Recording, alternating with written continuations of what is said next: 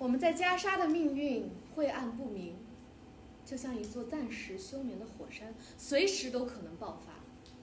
我们就像一艘在没有船长的小船上，在汹涌的大海中航行。我们或左或右，没人知道哪里可以靠岸。我听说在其他国家，童年是神圣的，孩子们可以无忧无虑的生活。但是加沙的孩子们被遗忘在这美好景象的外面，他们是最能感受到这种不公平的人，因为社会不把他们当作孩子看待。这个社会一回把孩子们当成大人，一会又让孩子们作为小孩，而且大部分人认为孩子们只有躯体，没有灵魂。当我看见一个小孩子在街上卖东西，或者在商店里打工，我就会想象世界上其他的所有孩子们是如何玩耍、休息、感到安全的。说实话，我真的很替他们心碎，有时候我甚至会哭起来。加沙没有柔情，也没有童年。在这里，男孩生下来就是男人，而女孩生下来就是新娘。爸爸在战前对我更温柔，我真希望他能像之前一样抱抱我。愿神保佑他，他应该也很担心吧，因为在这场战争里，我们一瞬间失去了7.5亩的田地。这片有60年历史的田地被以色列军队的火箭弹击中，里面所有的橙子树都被摧毁了。我的父亲、我的兄弟还有我自己都差一点被那火箭弹击中，因为我们当时离窗户很近，如果爸爸当时没有把我拉到地上，所有弹片都会击中我。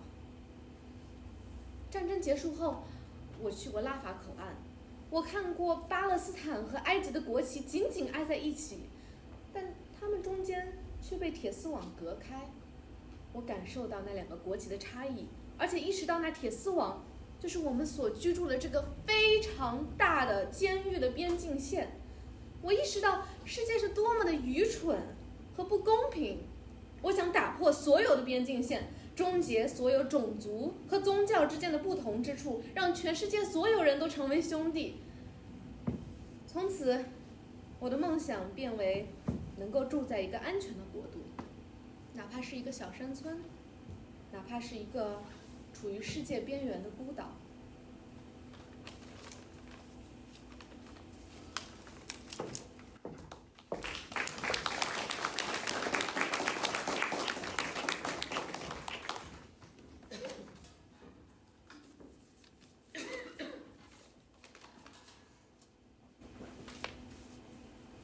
Help me, my friend.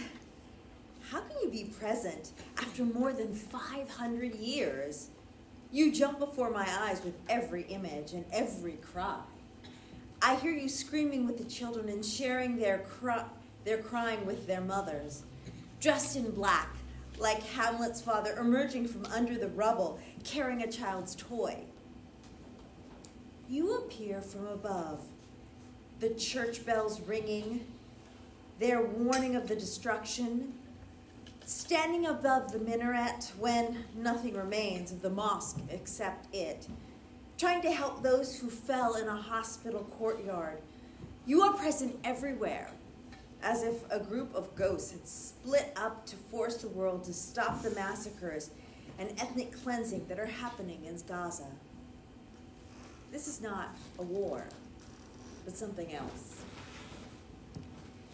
When the witches predicted Burnham's woods would move the King Macbeth's palace, it is as if you were predicting that Gaza City will move to the sea after all the destruction and death.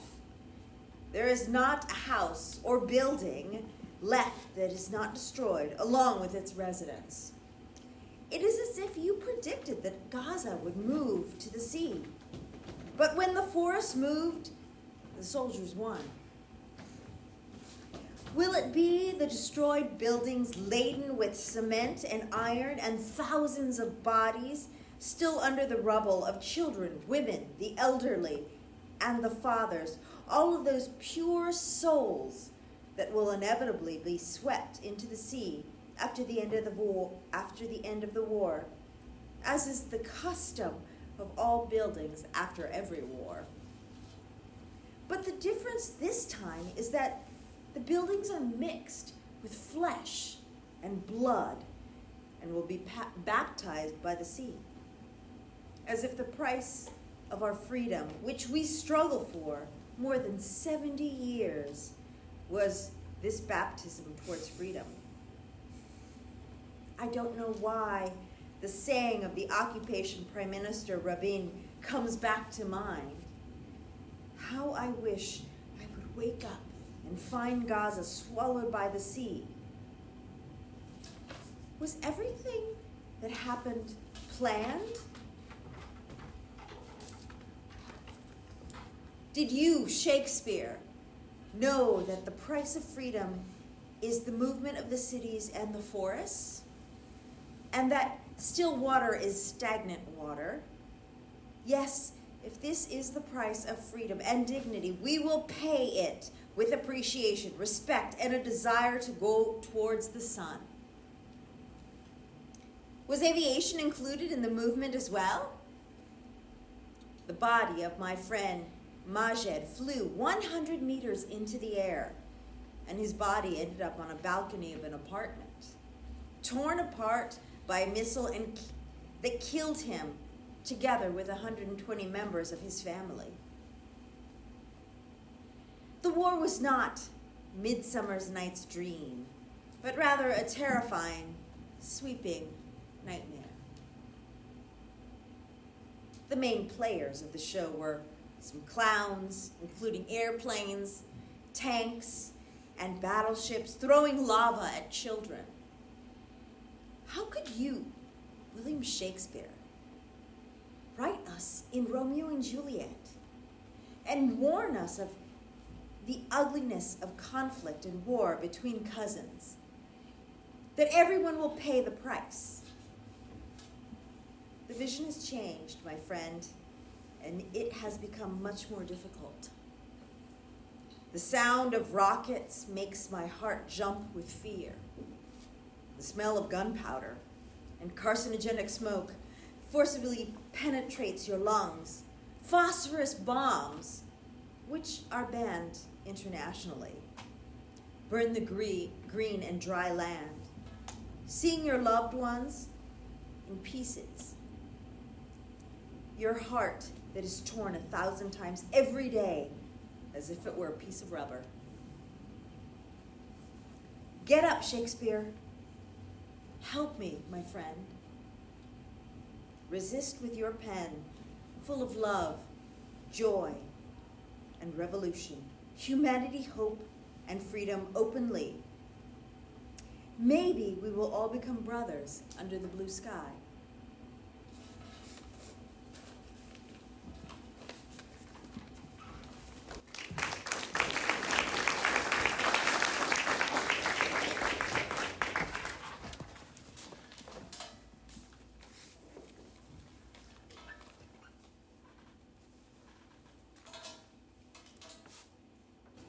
Good evening. I'm on, present. Good evening. I have internet. Why don't you reply? Come on, answer me. Enough mockery. Sarah, what's wrong? Answer in one word at least. I swear to God, if you don't reply, I'll get in a car and come to your place. I can no longer bear it. Reply, come on, reply. Okay, I come here to you. What? How did this happen? I barely opened the door and found you in front of me. Were you coming to me? How did you get from Gaza to Deir al-Balai in a blink of an eye? After 4 p.m., no one is allowed to walk on Al-Bahar Street. The road is very dangerous. How did you convince your family that you would leave the house and come to my place? What did you tell them about going to a friend? No, I did not come to you. You came to me. How did I come to your place? I just opened the door to my house and I found you in front of me. Because I was martyred. you mean you're martyred? You're standing in front of me. I'm talking to you. You're talking to me because you are also martyred. You're laughing. You don't believe it? I swear by our friendship that I was martyred. But how did I not hear the news that you were martyred? I did not read your name on the list of martyrs. Because no one knew that I was martyred. How is that? Because the missile that hit me left me in 1,000 pieces, and no one called me a corpse. No way. Oh, well, didn't they bury you? They buried me with other people who were walking in the street. Them too were blown off like me, so people began to collect the corpses and put half of a hand with a quarter of a leg. The most important thing was the head, because it's the only piece that proves that this is a body of one person. They collected the likeness of a body and put it in a bag and wrote anonymous on it. And if no one recognized it, they'd gather us in 50, 60 bodies and bury us. And so that's how they buried me. And I? What about you? Oh, what is my situation? You were also knocked down by a missile that cut you in 1,000 pieces and threw you into the other neighborhood. How do you know? I was standing there, watching you. Why didn't you alert me? I couldn't. I'm just a spirit. I even threw myself at you to keep the missile away from you, but I couldn't protect you. I screamed at you, but you didn't hear me. I held you in my hands and shouted at the top of my voice, oh my... What? Oh, I just screamed. So, they did not put me in a shroud? Forget that martyrs are not shrouded. Although they brought us shrouds in the aid trucks. Man, I was thinking that when I die, they'd make a big announcement in the media, in the social media about my death. The departure of the great poet, Sarah Mahfouz. Alas, there's no news or information about me. I was more screwed than you. Why? Well, I didn't want to die now, or like this death. When I opened the door, going out to the street, I wanted to come to you. What did you want? I was afraid to die. I wanted to talk to you before I die. What did you want to talk about? Here I am in front of you. Talk. No, it's too late. It's okay. Try. I mean, the thing I wanted to tell you should have been told while I was looking in your eyes or running away from your eyes. It was a story that I hid for so long and delayed a lot. The war bombed the sweetest words, just as it bombed the homes. I waited very long for you to talk. And every night, I dreamed of you while you were telling me this. You knew my feelings? Your eyes were obvious. Oh my God. Oh my God, how stupid I am. I should have told you how much I love you and how crazy I am in love with you. I should have told you, Sarah, that you are my whole life. And without you, life is impossible. My beloved Ghassan, I have never called anyone else a lover but you, my beloved. I was waiting for you to tell me I love you every moment. Damn the war that deprived me of this most beautiful moment in my life. Yes, I love you, Ghassan, with all the love that exists in the universe. My love for you is louder than the sound of their missiles and stronger than the hatred that resides in their hearts. Let us go. In silence. Then before they bomb us again, Sarah, let us go far away from all this death and devastation. Far away from the hearts that melted of sadness and pain. May God make them understand that we are more precious than all homelands. That the whole world, with all of its land, does not equal one soul of a lover who waited for his beloved and never accomplished. Do you think that the whole world is worth the soul of one child who died for no sin? I don't understand how a person who claims to be civilized accepts to occupy another person and control his fate. Oh God, Sarah, let us leave here. Maybe we will find another place with more love.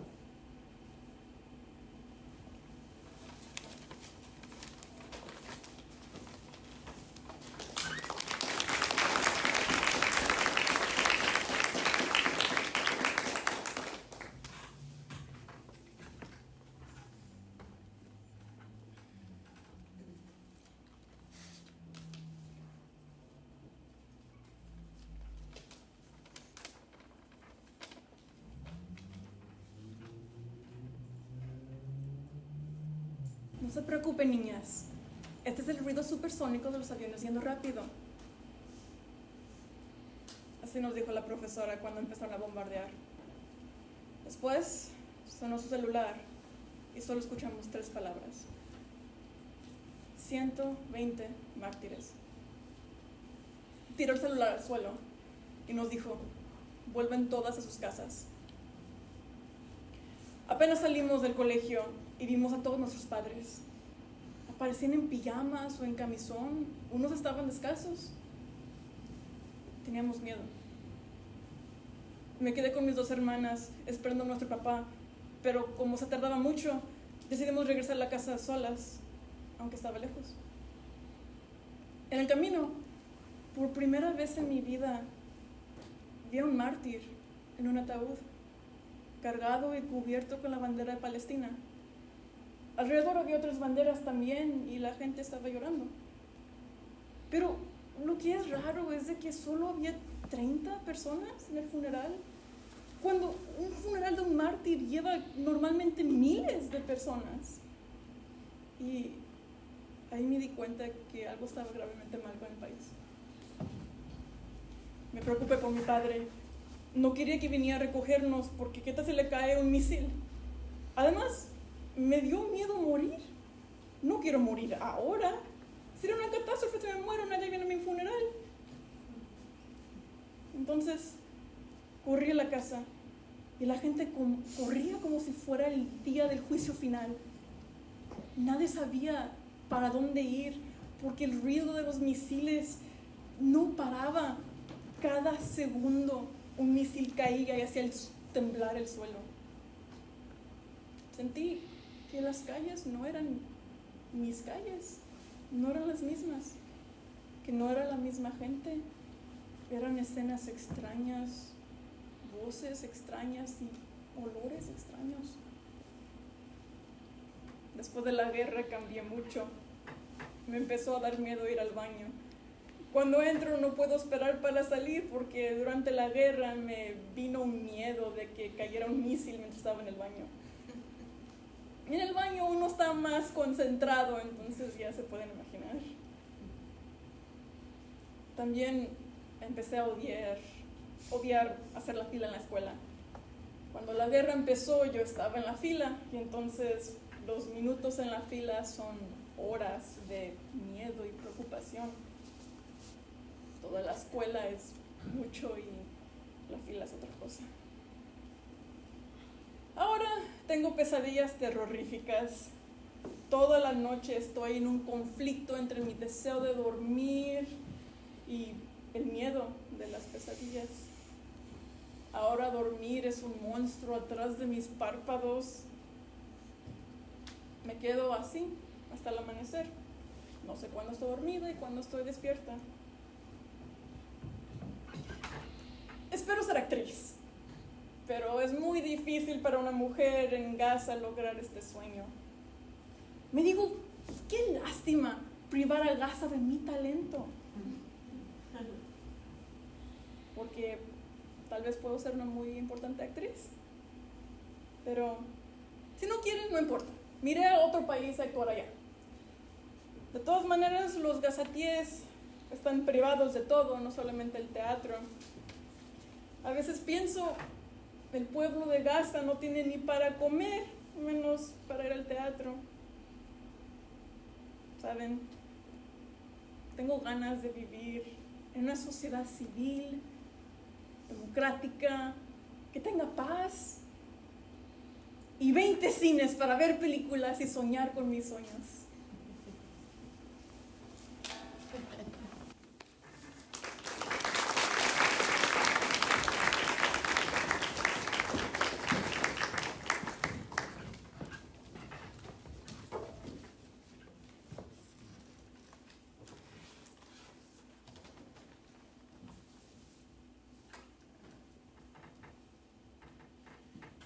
طول عمري بفكر غزة أكبر بلد في الدنيا وأحلى بلد في العالم.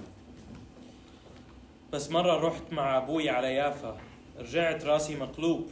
حسيت غزة قد خرم الإبرة ومش حلوة، وكل مالها بتصير أعطل وأصغر. فيش حدا قادر يتنفس، وفوق كل هاد ممنوع نسافر. كل ما أشوف شوارع غزة بختنق. صورة يافا مش راضية تروح من بالي. بقول إحنا وين والعالم وين. عشان هيك دائما قاعد على البحر، لأني بحس مش غزة بضلني أكتب اسمي على الشط ويجي الموج ويمحيه. قبل الحرب كنت حابب أكون مهندس إلكترونيات، بس بعد الحرب صرت أكره أروح المدرسة. حاسس مش رح أكون إشي مهم بحياتي ولو صرت طز. كله ملحق بعده بهالبلد، يعني رح أكون أحلى وردة فوق مزبلة.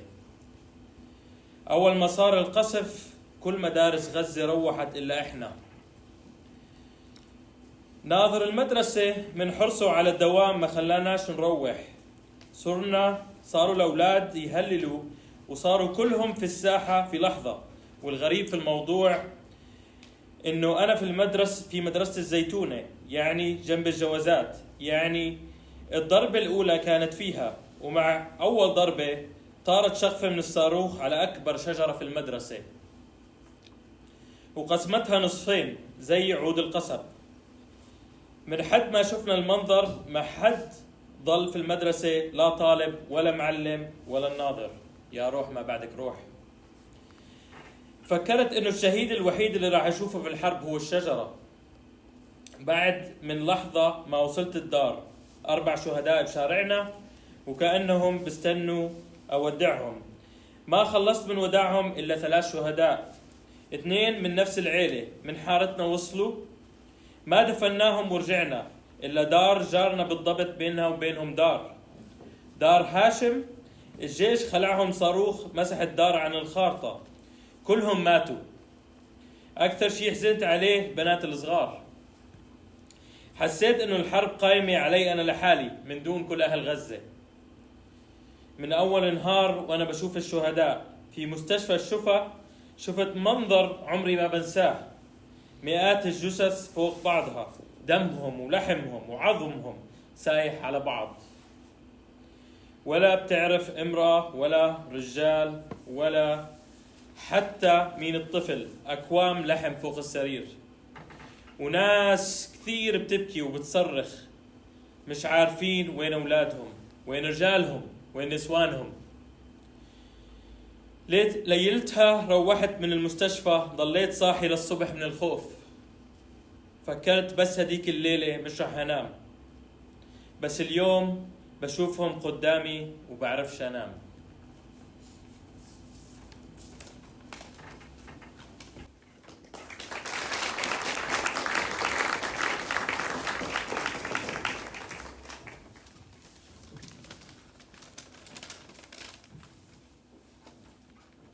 那天只有我和奶奶在家，她给我讲关于巴勒斯坦的故事，有的好笑，有的悲伤。但她从没讲完那些故事，因为她总要在中途起身去上厕所。我奶奶生命中有一半的时间在房间里，另一半的时间则在卫生间。爸爸妈妈晚上10点半回到了家，接着就去睡觉了。我睡不着，趴在床上写作业。突然间，我听到远处传来爆炸声。我跑到爸妈的房间，拿起收音机听新闻。我叫醒爸爸，告诉他，我听到了一声巨大的爆炸声。他说：“安静睡吧，那只是随机扫射。”总之，我又回到了床上，电也停了。突然间，我被一声巨大的、从未听过的爆炸声吓到了。我刚拉起被子捂住脸，就感到有东西掉在我身上。我用尽全力掀开被子，原来是窗框砸在我身上，被子上全是玻璃碎片，屋子里充满了黑烟。那天他们袭击了我家隔壁的工会，但这都不是重点，重点在于那些荒谬的、我无法理解的蠢事情。首先，当整个世界都被火光吞灭，感觉自己快要死掉的时候，我奶奶却在找她的假牙。她害怕自己去世后人们会发现她的牙掉光了，好像别人现在都看不出来似的。其次，家里烟雾缭绕，我爸去点燃一支烟抽了起来，仿佛我们需要更多的烟雾。还有，我叔叔打电话来确认我们是否安全，爸爸告诉他，谢天谢地，我们都安好，但家里的窗户除了一扇，其他几乎全碎了。叔叔让他把那扇仅存的完好的窗也砸了，爸爸真就照做了。我不知道为什么要讲这个故事，我只知道我们生活在牢笼中，生活在监狱里，就像被囚禁的鸟，渴望自由，却被围困。孩子们就死在母亲眼前，大家的心在为他们哭泣，心中的尖叫声震耳欲聋，却没有人听见，没人动容，也没人在意。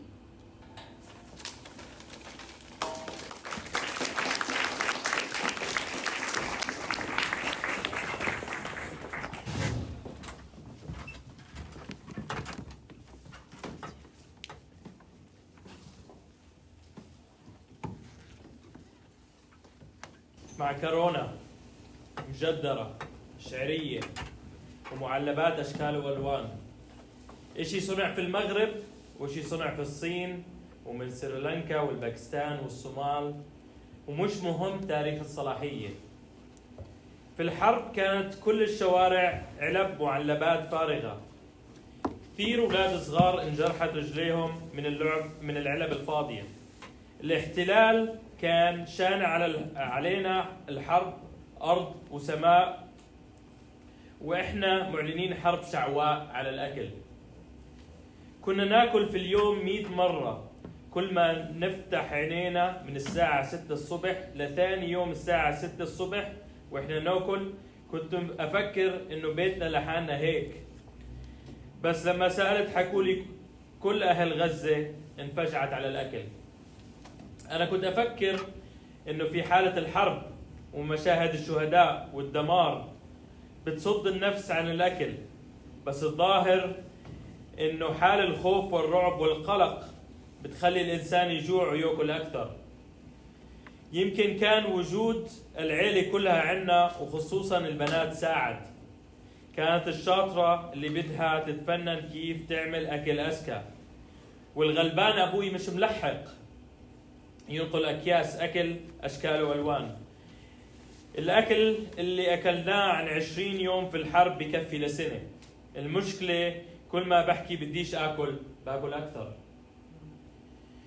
نفسي لما أكبر أصير صحفية أو محامية أو رئيسة وزراء. صحفية عشان أصور الجمال والحلاوة والبساطة اللي في غزة لأني بحبها. بحب ملامحها، ترابها وهواها، وما بتصور حالي أعيش في بلد غيرها. ونفسي أكون محامية عشان أدافع عن كل المحرومين والمظلومين في البلد، لأني مش حابة أشوف حدا يعاني فيها. وأتمنى أني أكون رئيسة وزراء عشان أفرض القوانين والنظام على البلد، لأنه هون ببدأ الحل.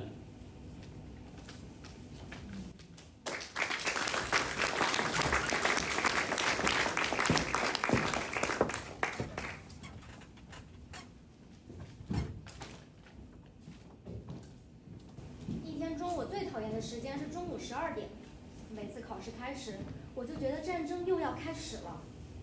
考试的题目我一道也答不上来，脑子里总是浮想联翩，直到我感到厌烦。我问自己，发生在我身上的这些事情是正常的，还是我生病了？人们说加沙的海能冲刷掉一切痛苦，但我的痛苦却比海还要大。因为上次去海边的时候是和我的朋友在一起，我们游泳嬉戏玩得很开心，但现在我再也不能去海边了。特勒提尼街靠近加油站，汽油在人们眼里宝贵而又昂贵，一升汽油可要一大笔钱呢。当时正在打仗，人们不敢买任何东西。爸爸派我去买汽油，买到后我就去了我的朋友扎基家，他就住在加油站附近。我非常想念他，而且我已经10多天没见到他了。来到他家里时，我很着急，因为爸爸想让我快点带着汽油回去。我门也不敲就进了他家里。扎基的母亲把我当作他的儿子对待，我也把他当成自己的母亲。我跟他和扎基打了个招呼，拥抱他并亲吻他，跟他的兄弟们也打了个招呼，然后急匆匆的就走了。当我走出20米远时，我听到一架飞机隆隆巨响，紧接着就是一枚导弹的爆炸声，就落在扎基家里。人们开始尖叫着说房子被炸了，我简直不敢相信。我回过头看向他家，只见火光冲天，浓烟滚滚，我这辈子都没见过这样的场景。我飞奔回了家，到了家，爸爸告诉我你的朋友死了。不，他没有。每个人都开始跟我说你的朋友扎基死了，但他们这些人我一个也不信，所以我没有参加葬礼，也没有去医院和墓地，因为扎基没有死。到了晚上，我总是会和他聊天，也不完全是和他聊天，而是和他的照片聊天。我对他很不满，因为他也不来看看我，我也不再去他家看他了。我确信他没有死，也相信我们一定会有再见面的那天。到了那天，我会责怪他，因为我太想念他了。我还有一个朋友住在俄罗斯，他总是跟我说些关于俄罗斯的故事，讲他在那里生活的自由和安全。我觉得自己并没有在活着，我开始希望自己能潜到海里，一直潜啊潜啊潜啊，等到我浮出水面，俄罗斯就到了。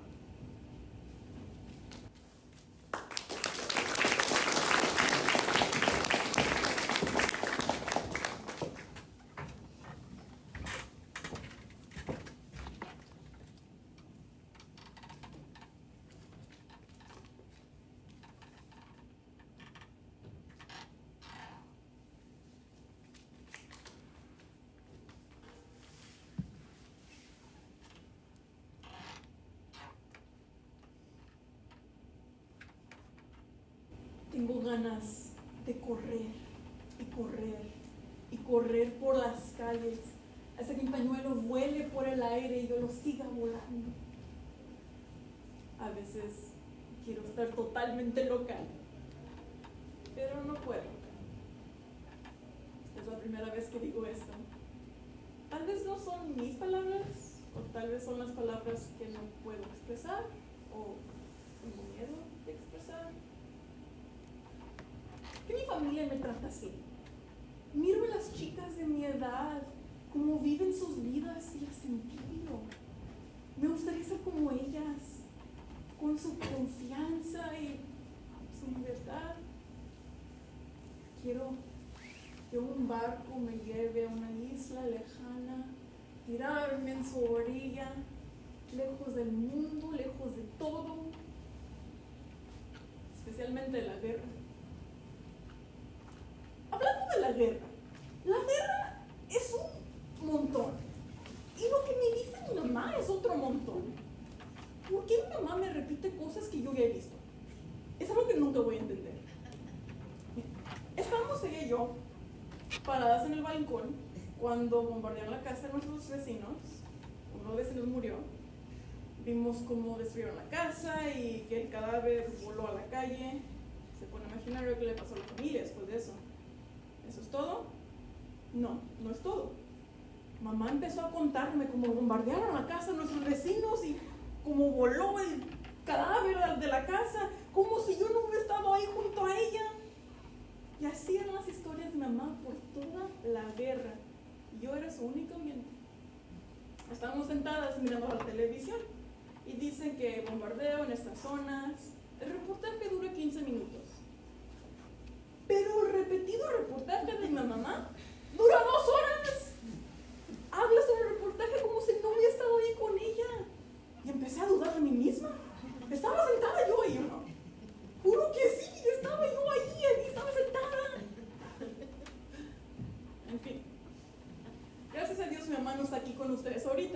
porque les daría un dolor de cabeza con todas sus historias.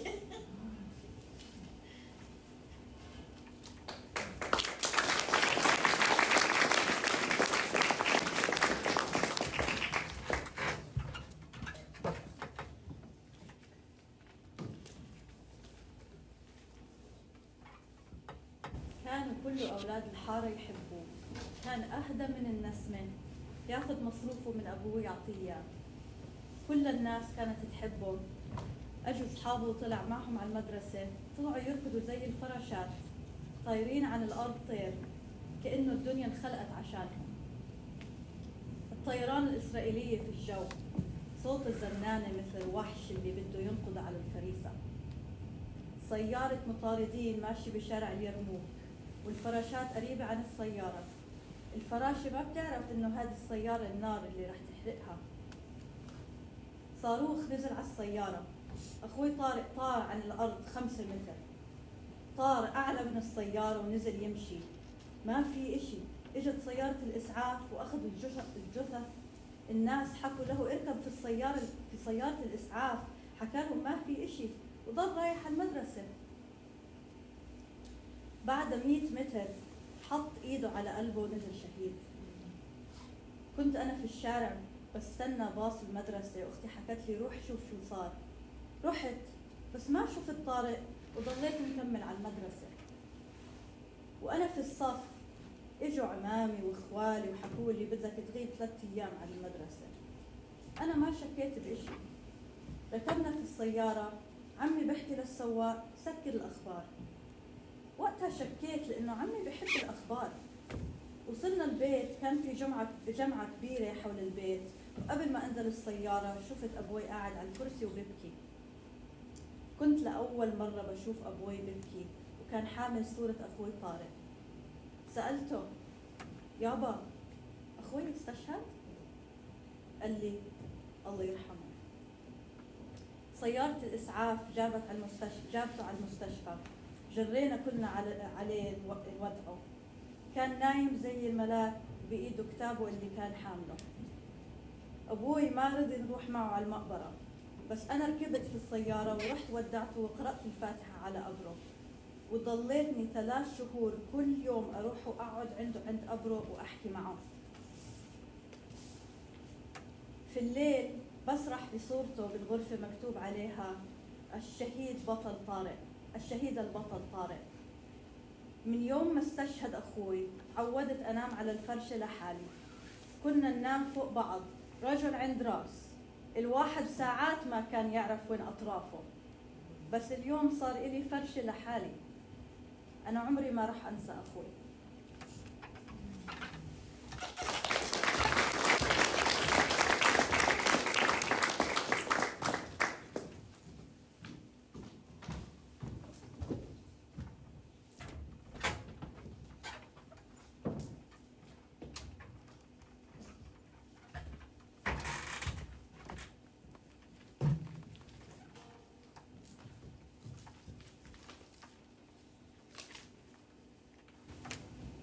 Every day we hear about Gaza in the news, not because our economy is booming, and not because we have one of the world's wonders, and certainly not because of our strong aviation industry.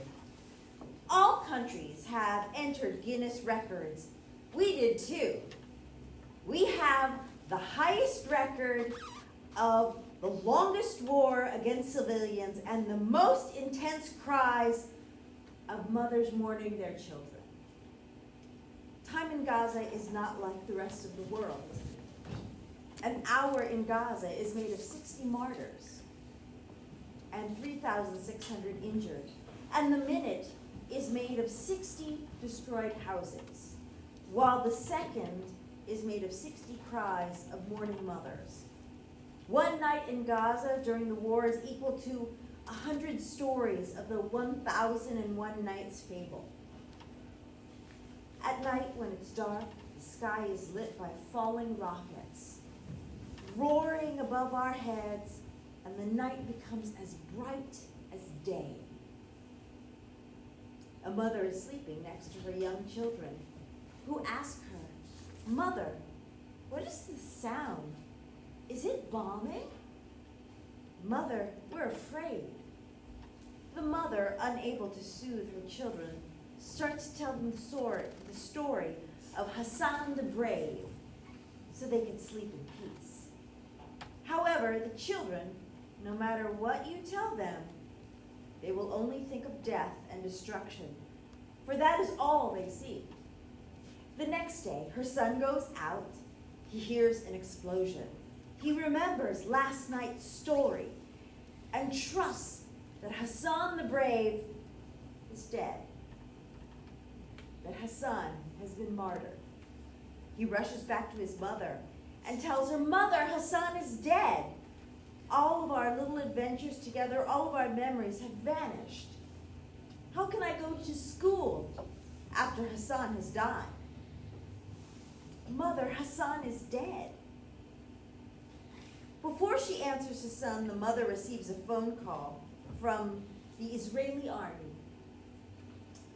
Before she answers her son, she hears, "You have 30 seconds to leave your house. 30 seconds. What can she do in 30 seconds? What can she take? And who should she inform? Should she run with her children, or should she tell the neighbors? The mother stands in the street and starts to scream, "Hey, people! Our house is going to be demolished. Our house is going to be destroyed in 30 seconds.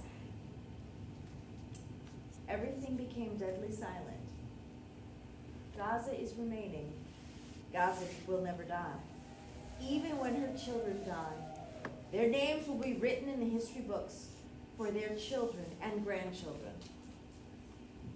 If you ever Google Gaza, you will see pictures of destruction and devastation. And one day you might see my picture among the killed ones during one of these wars against Gaza."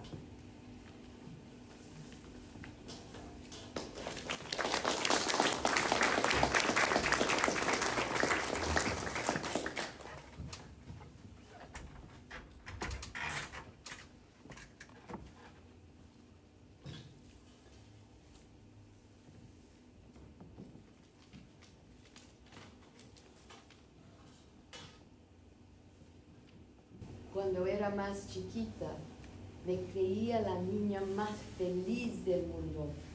Pero a medida que voy creciendo y mi cerebro crece, mi preocupación crece también, porque entiendo cosas que no entendía antes. Ahora sé bien lo que significa ser una criatura desposeída. Lo que me da pesar son las lágrimas de los niños, cualquier niño, independientemente de su nacionalidad, religión o color. Cuando sea grande, quiero ser pediatra.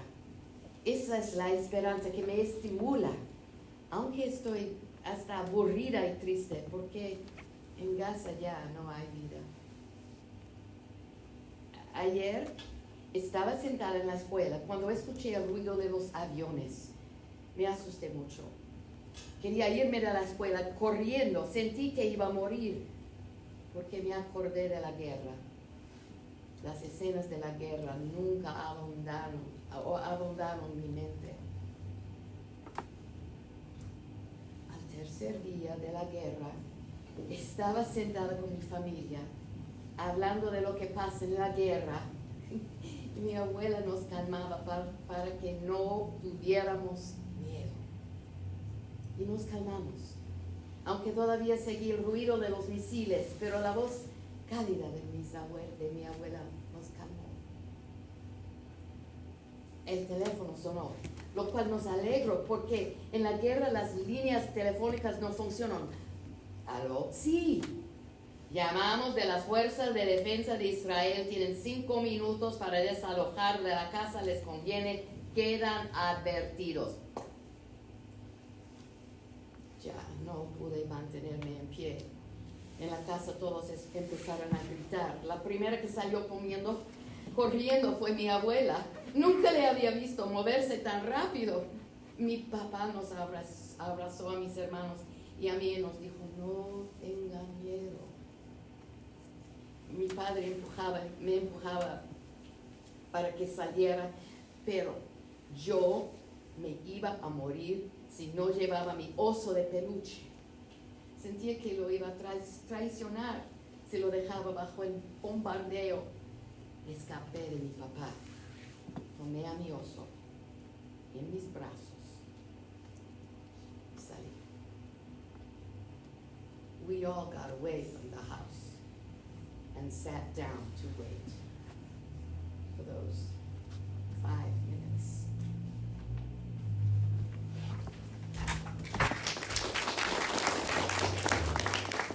They were the longest 5 minutes.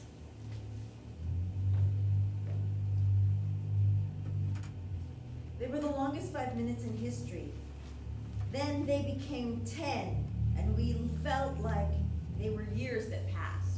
I was in a whirlwind. Thoughts and dreams were thrashing about in my head, and the world was spinning. I felt that my dream of being a doctor was very, very far away. I held the bear and remembered myself when I was small, how I was always laughing. I wish I could go back to being a small kid again. I wish I could remain small. I don't want to grow up. But the only thing that comforted me was the love of the people who did not leave us for one moment. Gaza is full of love. Gaza is full of Llena love. de amor.